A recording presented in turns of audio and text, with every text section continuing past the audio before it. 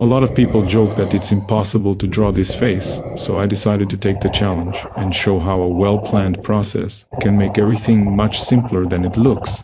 I chose a frontal pose with strong symmetry and started the portrait using a triangle to organize the structure of the eyes, nose, and mouth. From here on, you'll see how symmetry actually works in our favor.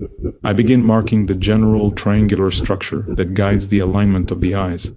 I divide that top space into 3 parts and place the eyelids, using the central reference of the pupils to keep everything balanced. First comes the construction with light lines, then the initial shading, mapping the shadows, and filling the areas with hatching. I always preserve a few highlights so the eyes gain presence without exaggeration. For the eyebrows, I follow the direction of the hairs using radial hatching. Since the pose is so symmetrical, the transitions stay soft and the textures only come at the end. Small adjustments on top of a clean structure already create a very natural result. Moving to the nose, the triangle helps again by placing everything in the right spot. The pose is almost perfectly symmetrical, so I use simple geometric planes to define the form. After marking the basic structure, I lightly map the tones, observing the borders that wrap around the tip.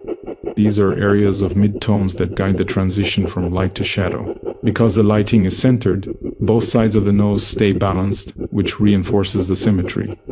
I then soften the first hatching layers and add more precise strokes over them until the transitions look natural.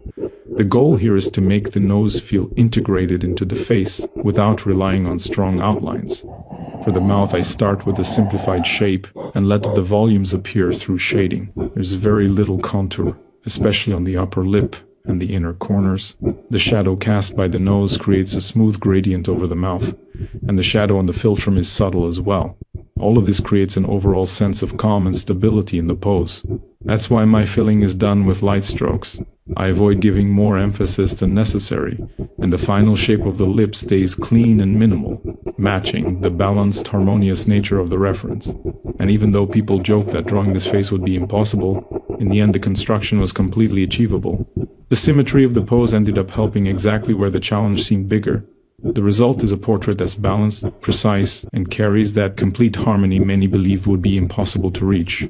If you want to really understand how portrait drawing works, start by learning proportions. You'll find my portrait course in the link in my bio. Thank you, and I'll see you in the next video.